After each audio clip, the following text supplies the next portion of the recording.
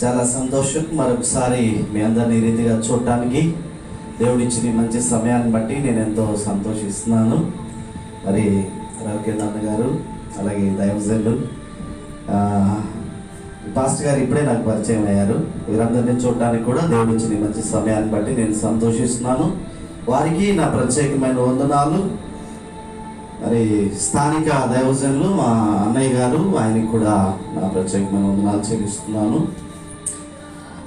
నాకు మైక్ దొరికింది కానీ బ్రేక్లు వేసేసారు, తప్పించుకున్నారు మీరు. మంచిది, చాలా సంతోషం. జస్ట్ ఒక చిన్న వచ్చినాన్ని సంఘంలో బలంగా ఉన్నప్పుడు అది దేవునికి మహిమ కలిగినటువంటి సంఘం. ఆమేన్. యెషయా గ్రంథం, పరిశుద్ధ బైబిల్ గ్రంథంలో నుండి యెషయా గ్రంథం 41వ అధ్యాయం 10వ వచనాన్ని మనం చూద్దాం.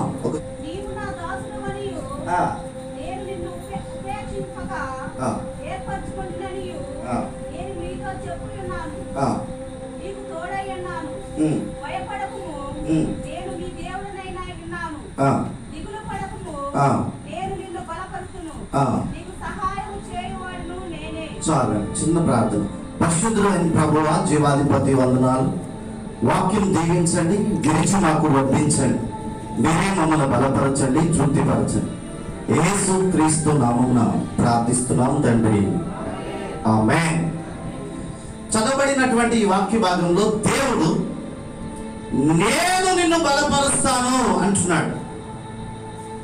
నేను నిన్ను బలపరుస్తాను అని ఎందుకు అంటున్నాడంటే, దేవుని వలన బలం పొందడం అనేది మంచిది. ఆమేన్. అందుకే 84వ కీర్తనలో 5వ వచనంలో నీ వలన బలమునందు మనుషులు ధన్యులు,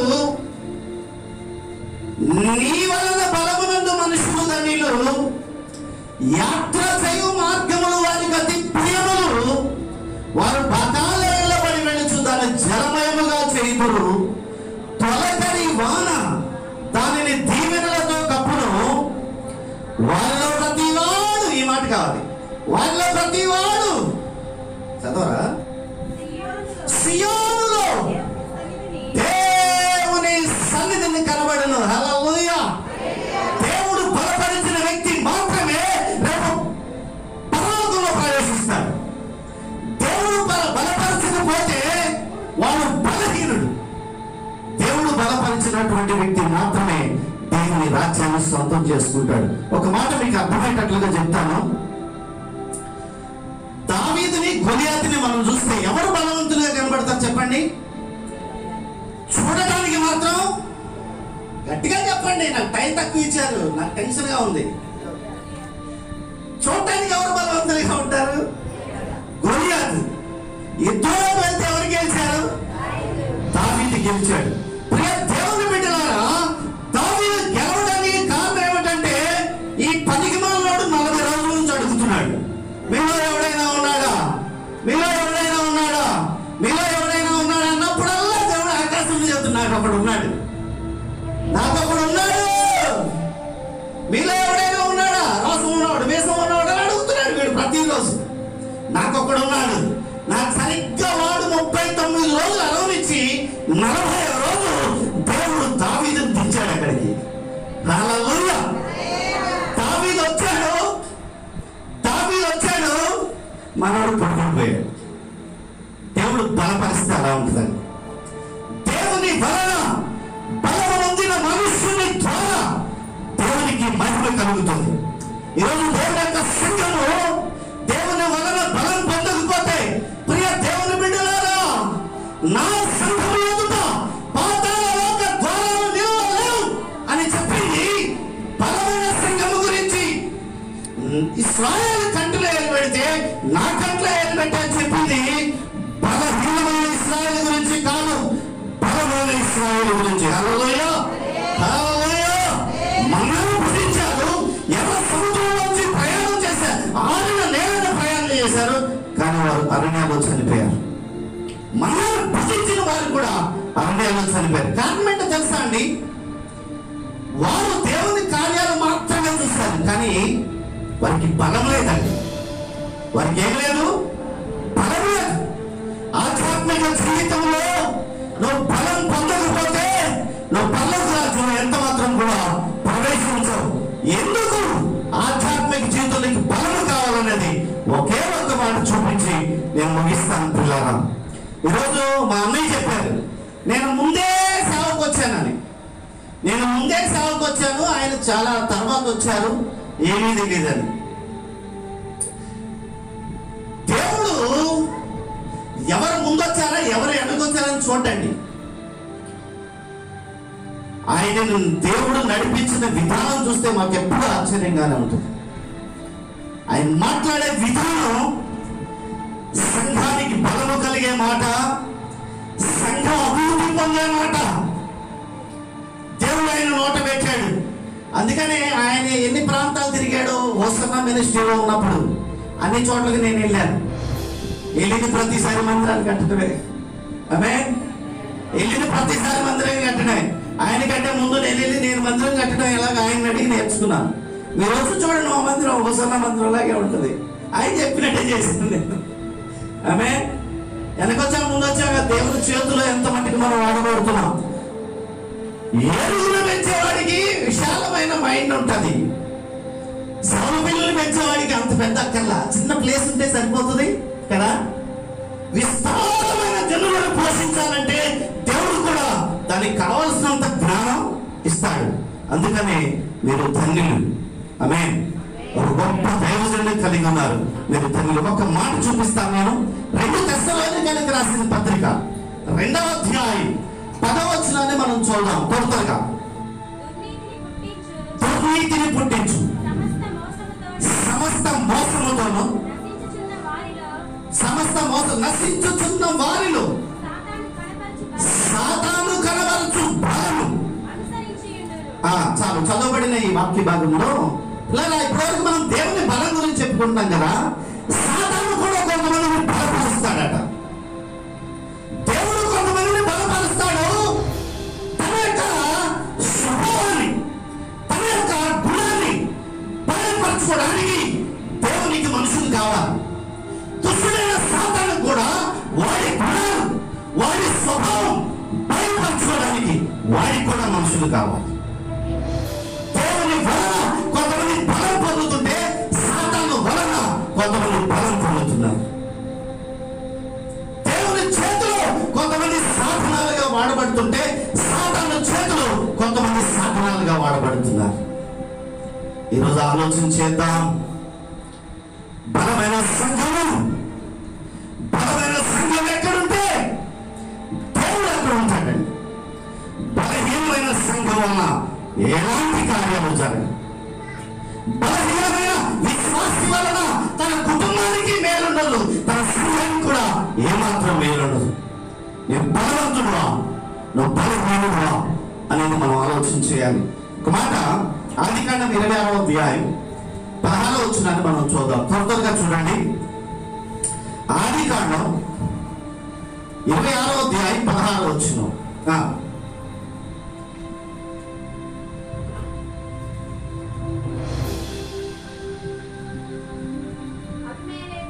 అభిమేలెకు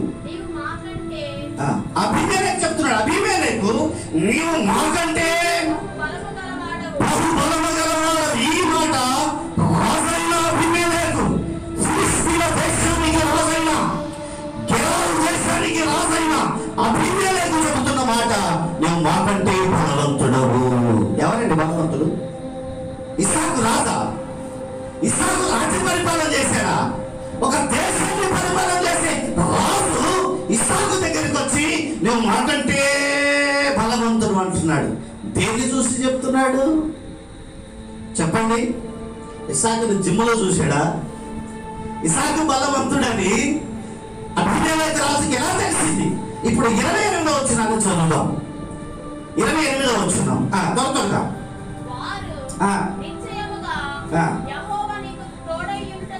ఇప్పుడు వాళ్ళందరూ వచ్చారు, రాజుగారితో పాటు రాజు దగ్గర ఉన్న ప్రజలు కూడా వచ్చారు. వచ్చి వాళ్ళని నిశ్చయముగా, నన్ను స్పీడ్గా చదవరా, యెహోవా నీకు తోడై ఉండుట చూచితిమి.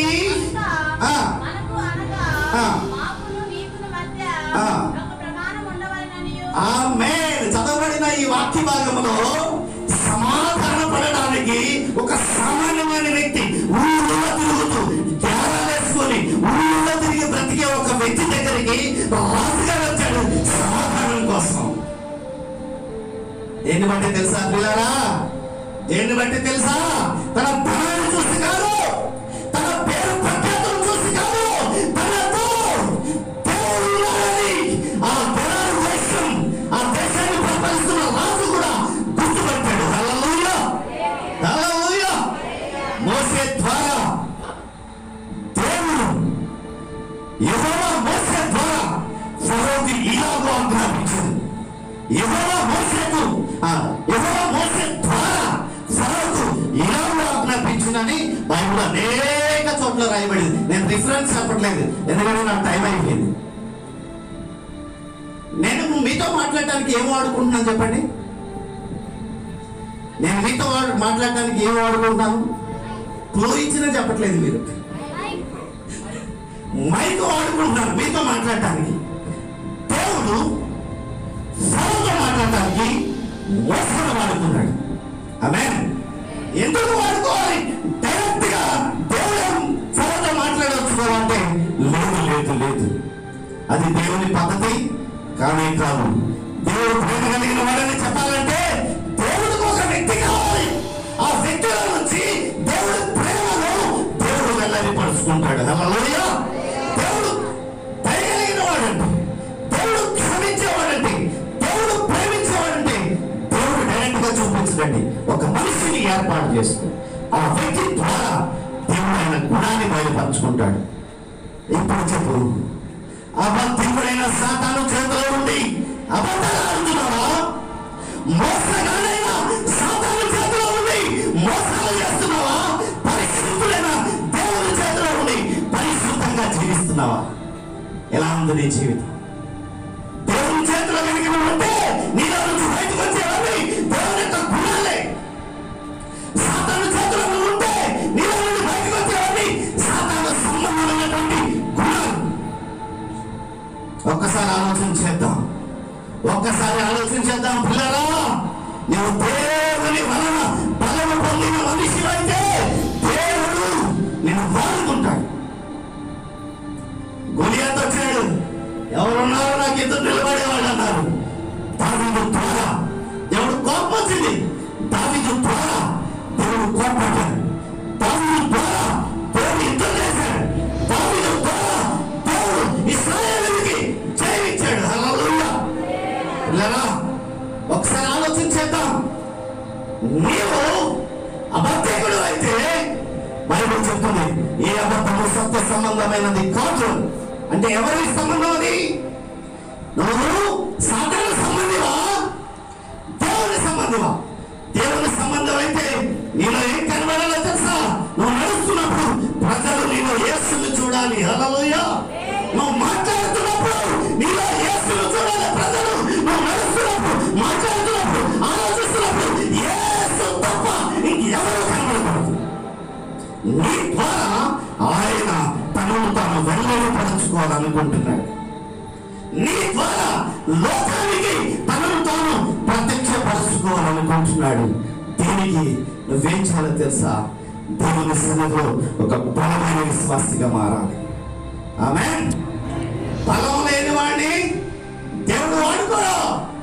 ఒక అమ్మ నా దగ్గర, పాస్టర్ గారు నాకంటే వెనకాల వచ్చిన అందరూ గొప్ప అయిపోతున్నారు, నేను మాత్రం అలాగే ఉన్నాను అంది. నేను అన్నాను, ఆడికి ఒక కూటం నీకు ఒక కూటం పెట్టట్లేదమ్మా. అందరికీ ఒకటే కూటం, ఒకటే వాక్యం. వాళ్ళు వింటున్నారు, నువ్వు వింటలేదు. అందరికీ ఒకటే వాక్యం. వారు దేవునికి భయపడుతున్నారు, నువ్వు భయపడట్లేదు. వారు దేవునికి లోబడుతున్నారు, నువ్వు లోబడట్లేదు. అందుకే వారి జీవితంలో దేవుని కార్యాలు జరుగుతున్నాయి, నీ జీవితంలో దేవుని కార్యాలు జరగట్లేదు. ఇప్పుడు మనం పాయింట్కి వచ్చాం పిల్లలు. దేవుడు మధ్యాహ్నం మనం ఒక వాక్యం మాట్లాడుకున్నాం. దేవుడు నాకు కార్యాలు చేయట్లేదు, దేవుడు నా జీవితంలో అద్భుతాలు చేయట్లేదని కొంతమంది గొప్పలు అనుకుంటారు. దేవుడు నా జీవితంలో ఏ మేలు చేయట్లేదు, దేవుడు నా జీవితంలో ఏ అనుకుంటారు, ఆధ్యాత్మిక జీవితంలో బలహీనలు అనుకుంటారు. దేవుడు ఎప్పుడో చేసేసాడండి. ఇందాక అయ్యగారు చెప్పారు 1000 బలులు అర్పించాడు. ఎన్ని 1000 బలులు అర్పించాడు. 1000 బలులు ఎందుకు అర్పించాలంటే ఎన్ని తప్పులు చేస్తే అది అర్పించాల్సిందే. ఆ కాలం అది, ఆ కాలం అంతే. తప్పు చేసిన ప్రతిసారి నీకు దేవుడు కావాలంటే, దేవుడితో సమాధానం పడాలంటే ఖచ్చితంగా నువ్వు దేవుడికి బలి అర్పించాల్సిందే. అయితే దేవుడు మనల్ని ప్రేమించి ఒక్క అర్పణ చేత, హల్లెలూయా, ఒక్క అర్పణ చేత సదాకాలం నీతిమంతుడిగా ఉండేటట్లుగా దేవుడు నీకు కృపను అనుగ్రహించేశాడు. అప్పుడు బలి కోసం ప్రయాసపడాలి. ఇప్పుడు తప్పు చేస్తే వెళ్ళి మోకరిస్తే చాలు దేవుడి సన్నిధిలో. ఆమేన్. బాగా బలహీనలు ఎవరో చెప్పనండి. తప్పు చేయడం, సారీ చెప్పడం, తప్పు చేయడం, సారీ చెప్పడం, తప్పు చేయడం, సారీ చెప్పడం. వీడు బలహీనులండి. వీడు సంఘానికి ఎందుకు పనికిరారు, దేవుడు కూడా ఎందుకు పనికిరారు. వీడు పరలోకానికి డౌట్ క్యాండిడేట్స్. డౌటేనండి. తెలియక అప్పుడు పౌలు అంటాడు, అప్పుడు తెలియక అవిశ్వాసం వలన చేశాను కాబట్టి కనికరించు. ఇప్పుడు తెలుసు కదా నాకు బలవంతులు ఎలా ఉంటారో తెలుసు. ఒక మాట చూపిస్తాను. 1 కొరింథీయులకు రాసిన పత్రిక, పరిశుద్ధ గ్రంథం, ఒక్క నిమిషం. 1 కొరింథీయులకు రాసిన పత్రిక 3వ అధ్యాయం 2వ వచనం. అప్పటిలో మీకు బలము చాలకపోయినందున పాలతో మిమ్మల్ని పెంచాను కానీ, అమ్మా అప్పట్లో మీరు కొద్దిగా బలంగా లేరు, అందుకని పాలు పట్టాల్సి వచ్చింది మీకు. కాలమును బట్టి చూడగా మీరు బలమైన ఆహారం తినాల్సిన వాళ్ళే, కాకపోతే మీకు బలం సరిపోలేదు. 3 నెలల పిల్లోడు త్వరగా పరిగెత్తాలంటే బిర్యానీ పెడితే కుదురుతుందా? 3 నెలల పిల్లోడు ఉయ్యాల్లో ఉన్నాడు, వాడు త్వరగా నగవాలి, పరిగెత్తాలి. బిర్యానీ పెడితే కుదురుతుందా? ఏమవుతాడు? చచ్చిపోతాడు. ఎందుకు? అరగదు. అరుగుతుందండి. టైం అయిపోయిందా? సీరియస్గా చూస్తున్నారు? నా గురించి తెలుసు కూడా మీరు. అప్పట్లో మీకు బలము చాలకపోయినా పాలతో పెంచాలంటే అర్థం ఏంటి? పాలంటే వాక్యమే అమ్మా, పాలంటే వాక్యమే. అన్నం అంటే అన్నం కూడా వాక్యమే. బలమైన ఆహారం అంటే బలమైన ఆహారం అన్న వాక్యమే. అయితే పాలు అంటే తేలిక కరిగే ఆహారం. ఎన్ని తప్పులు చేసినా ఏమనాలంటే సంఘాన్ని, దేవుడు నిన్ను దీవించును గాక. ఎంత ప్రశాంతంగా ఉందో చూడు, ఎంత ప్రశాంతంగా ఉంది కదా. వాళ్ళు ఏం తప్పు చేసినా అడగకూడదు, అరగదు వాళ్ళకి. ఏమో చెప్పండి, వాళ్ళకి అరగదు. వాళ్ళు నచ్చినప్పుడు రావచ్చు, నచ్చినప్పుడు రావచ్చు. ఇక్కడ ఇష్టం వచ్చినట్టు వస్తావు కానీ నువ్వు పర్లోకంలో కాలు కూడా పెట్టదు. దేవుని వాక్యాన్ని బట్టి నడిస్తేనే నీకు దేవుడు అవకాశం ఇస్తాడు. చెప్పండి, ఏడకి నచ్చిన వాక్యమే చెప్పాలి. ఏడకి నచ్చని చెప్తే అరగదు. అదే రారంటే చచ్చిపోయారని అర్థం. అరగకపోతే ఏమైపోతారు? చచ్చిపోతారండి. ఒక అమ్మ లేచి వెళ్ళిపోతుందమ్మా, ఏంటి వెళ్ళిపోతున్నావు అన్నాను. దేవుడు నన్ను కూర్చొని ఇచ్చినాడు కాదు బాబు, కూర్చోలేవు. నువ్వు తప్ప మీద తప్పు చేసి వస్తే ఇక్కడ తప్ప మీద తప్ప. మాకేం తెలుసు, మాకేం తెలుసు అది వాక్యం. అది వాళ్ళు సపరేట్గా ఏమైనా రాసుకున్నావా? బైబిల్ దేవుడు వాక్యం, అది తగులుతుంది. ఎవరికి ఏది కావాలది దేవుడు ఇస్తాడు.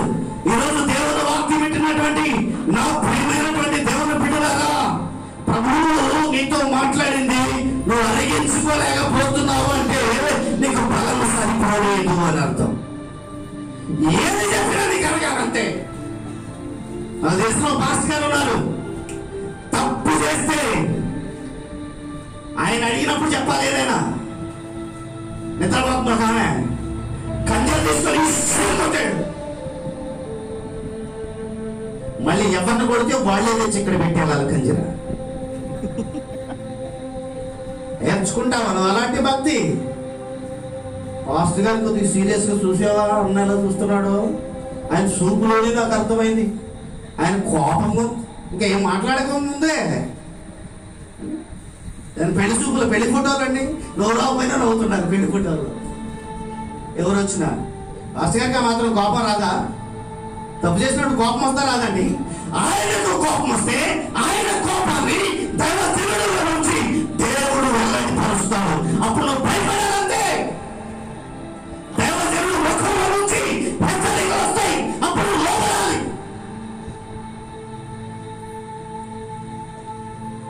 నువ్వు పెద్ద ఆకాశంలో దిగొచ్చావని నీకోసం దేవుడు దిగొచ్చి గద్దిస్తాడు. ఎందుకు దైవజనులు ఏర్పాటు చేసుకుంది? నాకు దేవుడు చెప్పాలా, నాకు పాస్టర్ గారు కాదు దేవుడు చెప్పాలా? ఆ ధనవంతుడు కూడా అలాగే అన్నాడు, పాస్టర్ గారు వద్దయ్యా, ఎవడో ఒకటి పంపించి ఇక్కడ నుంచే ఎవరో ఒకటి పంపించు సువార్త చేయడానికి. ఆ భూమి మీద ఉన్న పాస్టర్ గారిని వద్దు. నీ ఇష్టమా? నీ ఇష్టమా నా ఇష్టమండి? దేవుడు నిన్ను సరి చేయాలనుకున్నప్పుడు దేవుడిని వాడుకుంటాడు. ఇదే వాక్య పద్ధతి. నీతిమంతులు గద్దించడం, నాకు తైలాభిషేకం, గద్దింపులు వస్తాయా రావా? చెప్పండి, గద్దింపులు వస్తాయా రావా? నీతిమంతులు కొట్టుట నాకు మేలయ్యను, దెబ్బలు మాత్రం రావు. ఎందుకంటే ఇప్పుడు సంఘాలు నడిపించేది పౌలు గారు కాదు, అపోస్తలుడైన పౌలు అయితే గ్యారంటీ దెబ్బలు తగులుతాయి. ఎందుకంటే బెత్తంతో రమ్మంటారా దయతో రమ్మంటారా అని అడిగింది ఆయన ఒక్కడే, పవర్ఫుల్ సేవకుడు. ఇప్పుడు బెత్తం పట్టుకునే పాస్టర్ గారు ఎవరైనా ఉన్నారా? పొరపాటున మీ పాస్టర్ గారు బెత్తం పట్టుకుంటే మీ భక్తి ఏంటి, మీ విశ్వాసం ఏంటి? ఉన్నాడు గారు, ఇప్పుడు పాలు తాగుతున్నాం, మేము పాలు తాగే పరిస్థితుల్లో ఉన్నాయి. ఇప్పుడు బెత్తాలకి ఇద్దాం మాకేమి వద్దు అంటే నీవు బలహీనమైన సంఘం. ఏంటి చెప్పండి? పాస్టర్ గారు రాత్రులు పోటీ చాలా కష్టపడి ప్రార్థనలు పెట్టి వస్తున్నాడట. ఒక మంచి విశ్వాసి చూసి ఒక మంచి లైట్ సాపా కొనిచ్చిందట. మంచి, ఇది మంచిదా చెడ్డదా? సాపా లైట్ కొనిచ్చిన దగ్గర నుంచి ఆమె సరిగా గుడికి రావడం మానేసింది. సాపా లైట్ కొనిచ్చి కళ్ళు ఎత్తుకొచ్చింది. పాస్టర్ గారు అడిగారు ఒకరోజు, ఏమా ఏంటమ్మా, నా సాపా నా లైట్ ఇచ్చేయండి, నా సాపా నా లైట్ ఇచ్చేయి. ఇదండి విశ్వాసమా? ఇదా? అసలు ఎవడు కొనమన్నాడు? నేను ఎవడు కొనమన్నాడు? నిన్ను ఎవడు కొనమన్నాడు? అసలుగే పాస్టర్ గారిని అడుగుతున్నావు. పాస్టర్ గారికి నువ్వు ఇచ్చింది, పాస్టర్ గారికి ఇచ్చావు నువ్వు. దైవజనుడికి అని చెప్పిస్తే ఎవరికి ఆశీర్వాదం లేదు, అంతే. దైవజనుడికి కాదు నువ్వు ఇచ్చేది. తిరుపతి గుడికి పోయి మొన్న కానుకేసానండి, నాకు ఇచ్చేయండి అంటే ఇస్తారా? గుర్తుందా లేదా? ఇస్తారండి? నాకు ఇచ్చేయండి, మొన్న వేసాను నేను అంటే నోరు మూసుకొని వెళ్ళరా అంటారు. నాకు రెండోసారి లోపలికి కూడా రాలేదు. ఎవరికి ఇస్తున్నావు? నీ ఆశీర్వాదం కోసం, దేవుడు నీ జీవితంలో చేసిన మేలు కోసం, దేవుని భక్తిగా దేవుడు దైవజనుడు నిలబెట్టాడు కాబట్టి దైవజనుడికి నువ్వు ఇస్తున్నావు. హల్లెలూయా. కోపం వచ్చినప్పుడు పాస్టర్ గారికి నేను వచ్చేదాకా మందిరంలో ఫ్యాన్ కట్టలేదు. నేను వచ్చేదాకా అవును. ఈ చేపలు కొనేవాళ్ళు ఈరోజు మా మామయ్య చేపలు తెచ్చాడు. ఆయన ఎప్పుడు అనుకున్నాడు నాకు తెలియదు. ఆయన ఈ సంఘం పెట్టేది కాదు, మా మేనమామ. ఆయన పొరపాటున ఆయనకి మా మమ్మీకి గొడవలు వస్తే, గొడవలు రావులేండి, పిల్లనిచ్చిన మామ కాదు మేనమామ. ఆయన ఏదో వచ్చినప్పుడు ఒట్టి చేతితో రాకూడదు, మా అల్లుడి దగ్గరికి ఏదో ఒకటి పట్టుకొస్తాడు. ఆమె మా అల్లుడు పరిచయం చేస్తున్నాడు, పరిచయం లేదని ఉపయోగపడుతుంది. ఆయన లాస్ట్ టైం వచ్చినప్పుడు బట్టలుగా ఉన్నాడు, ఈసారి ఇంక బట్టలుగా ఉండవు. నన్ను అడిగాడు, అన్నయ్యకి బట్టలు తీద్దాం పదరా అంటే నేను రాను అన్నా. ఎందుకు రా అంటే, అన్నయ్యకి ఒకటిగా తీస్తే నేను రాను, నాకు కూడా తీస్తే వస్తాను అన్నా. వాడు ఇద్దరు కలిపి తీసాడు. ఈసారి ఇంకా తీయడు, చేపలు తెచ్చాడు కదా. పొరపాటు నా ఇద్దరు కోపం వచ్చినప్పుడు నా చేపలు నాకు ఇచ్చాను. అడగకూడదు. అడగొచ్చా అడగకూడదా? ఎవరికి ఇచ్చాడు ఆయన? పోనీ ఈయనేమో అడిగాడేంటి, నాకు చేపలు తీసామా అన్నాడా? అనలేదు. ఆయనకి ప్రేరేపణ వచ్చి తెచ్చాడు, ఇంకేం మాట్లాడుకో. ప్రియ దేవుని బిడ్డలారా, ఈరోజు సంఘంలో ఏం జరుగుతుందంటే, పశ్చిమ ఇవ్వటం ఇష్టం లేని వారు దశమ భాగం డబ్బులు పెట్టి చర్చిలో మందిరాల్లో వస్తువులు కొని రోజులు పడుతున్నారు. కయ్యోను హేబేలు ఎవరు బలవంతులు చెప్పండి? కయ్యోను హేబేలు ఎవరు బలవంతులు? ఇందాకే ముగిస్తానన్నారు, ముగించలేదని చూస్తున్నారు కదా మీరు. కయ్యోను హేబేలు ఎవరు బలవంతులు చెప్పండి రా. చూడటానికైతే కయ్యూనే బలవంతుడు, కొట్టి చంపేశాడు కదా. కనీసం బలవంతుడు హేబేలు బలవంతుడు అయితే పారిపోవాలి కదా. అన్నింటి కొట్టడం ఇష్టం లేకపోయినా పారిపోవచ్చు కదా, చచ్చిపోయాడు. మరి ఎలా అంటున్నారు మీరు హేబేలు బలవంతుడని? హేబేలు బలవంతుడని ఎలా అంటున్నారంటే హేబేలు దేవునికి ఇచ్చే విషయంలో బలవంతుడు. ఆమేన్. కయ్యూను చూడటానికి భారీ శరీరం ఉన్నా ఏమండి ముందు వచ్చినా దేవుడికి ఇచ్చే విషయంలో మాత్రం బలహీనుడు.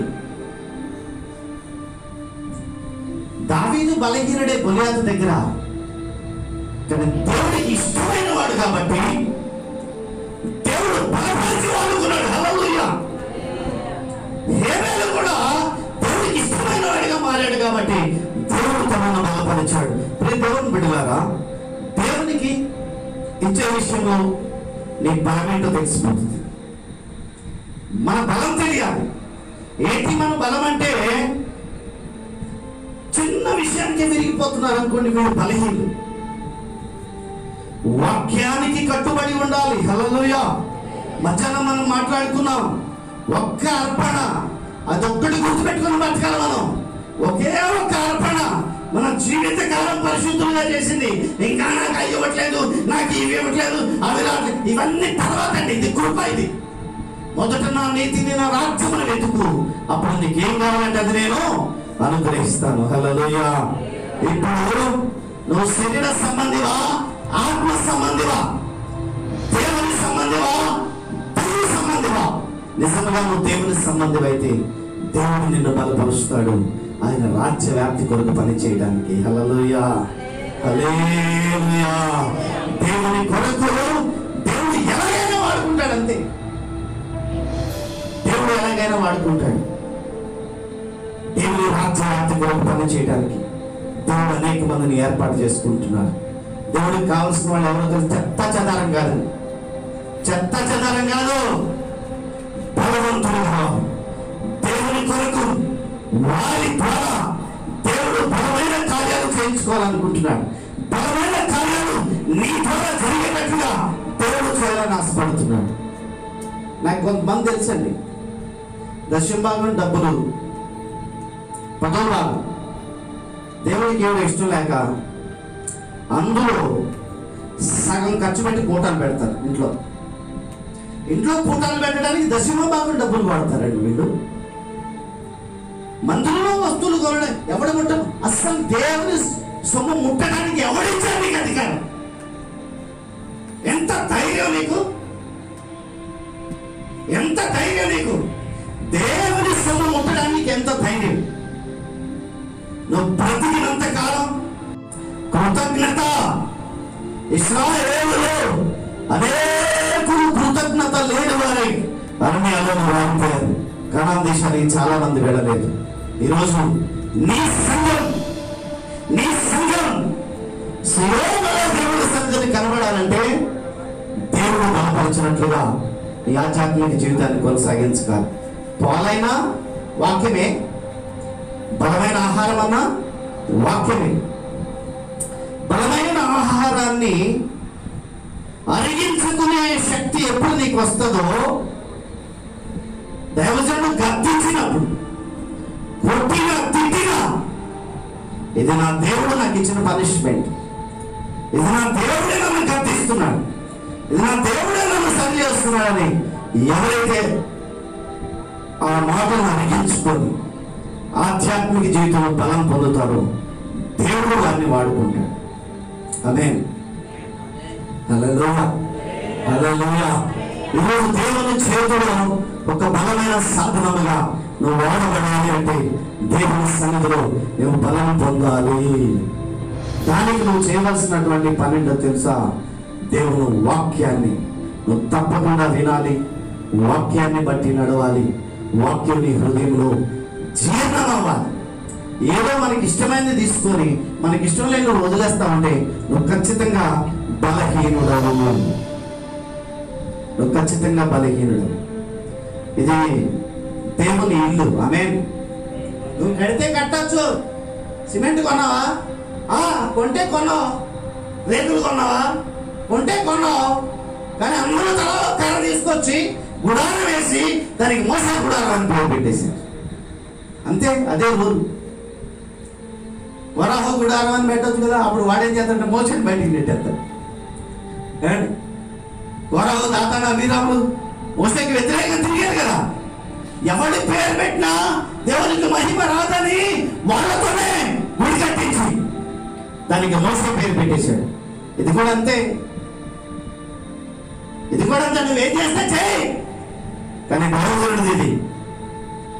ఆయన మాట ప్రకారం ఏ రోజు సంఘం నడుస్తుందో, దైవజనుల మాటకి ఏ రోజైతే సంఘం లోబడుతుందో ఆ సంఘం బలమైన సంఘం. ఆమేన్. హల్లెలూయా. వాక్యాన్ని పక్కన పెట్టి ఇష్టానుసారంగా నడవాలనుకుంటే నువ్వు బలహీనమైనటువంటి వ్యక్తివని దేవుని వాక్యం బహు స్పష్టంగా చెప్తుంది.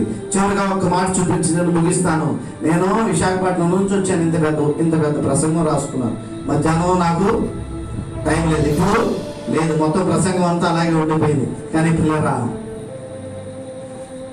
అద్భుతమైనటువంటి సంగతి ఏంటో చెప్పనా? నువ్వు దేవుడికి కావాలి, నువ్వు దేవుడికి కావాలి. నీలో నుండి లోకానికి ఆయనను చూపించుకోవాలనుకుంటున్నాడు. చాలు ఈ ప్రసంగం, చాలండి. ఈరోజు నుంచి నువ్వేం చేయాలంటే యేసుని లోకానికి చూపించడానికి నువ్వు సిద్ధపరచుకోవాలి. అప్పుడే నువ్వు బలమైన సంఘముగా మారుతావు. ఆమేన్. చివరిగా ఒక మాట చూపించి నేను ముగిస్తాను. రోమీయులకు రాసిన పత్రిక 4వ అధ్యాయం 21వ వచనాన్ని మనం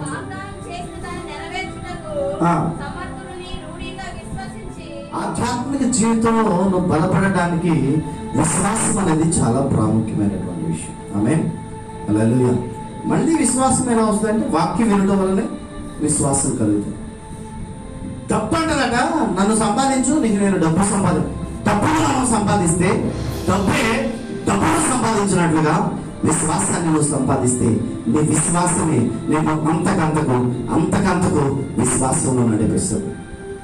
ఇక విశ్వాసం గురించి మనం మొదలు పెట్టామంటే, వెస్లీ బాబు మా అబ్బాయి పగలు విశ్వాసం గురించి మాట్లాడాడు.